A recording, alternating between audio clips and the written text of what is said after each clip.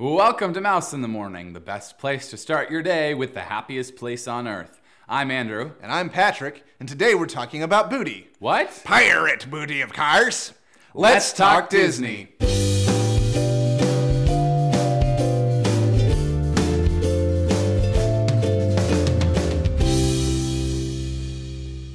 Last week, Bob Iger was eager to tell us about everything that's happening at Disney parks across the world.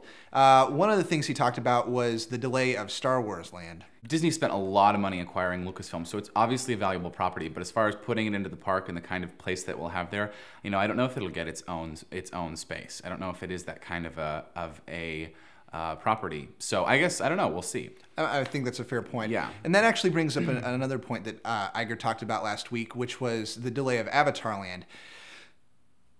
Nobody cares, I don't think. I really don't care. Now, something that is coming up much sooner, but maybe inaccessible to a lot of us, is going to be Shanghai Disney. Disney is sort of, in building this resort, revisiting the model that they've been using for the past 60 years as far as the way that they design the park, the layout, the castle, everything. I mean, we are going to have the largest castle in any park. It's going to be, pretty incredible. I think one of the most anticipated attractions that they are building, because they're building a lot of new stuff that they've not done in any other park, but what they are revisiting is Pirates of the Caribbean, and they're revitalizing the entire way that they tell that story through a ride. So excited about that. Yeah. If you look at the pictures that were released when Iger did the earnings report, you can see there are these two large ships that are right across from each other, and it looks, to me at least, like this is the closest that riders are ever going to be to any pirate ship and any pirates. I mean, there's a pirates ride in almost every Disney park other than Hong Kong, and this is going to be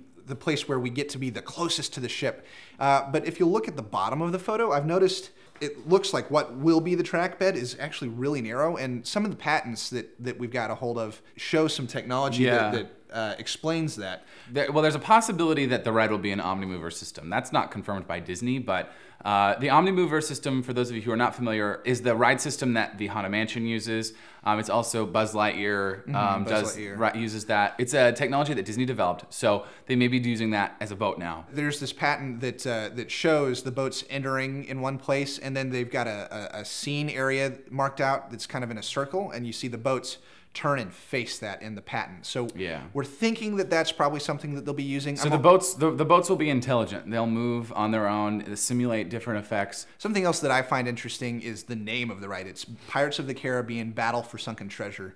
And obviously there are the two boats that are shooting at each other, but I'm kind of curious with the subtitle. In the first movie, there's a lot of scenes that take place where the pirates are like walking underwater and stuff. I wonder if they're going to attempt to give us any sort of underwater experience, especially with projection mapping. To a whole new level. Disneyland and in Disney World, they've got this smoke screen wall that comes down, and they're projecting on that. And between that and what they did on The Little Mermaid, they might be able to actually make us look like we're underwater, which would be amazing. So out of all the crazy stuff that Disney's got going on in Shanghai, there's a lot more to the 60th. So later this week, we're going to be back talking about that. So don't forget to let us know what you think in the comments. Like, share, and subscribe, and thanks for watching Mouse in the Morning.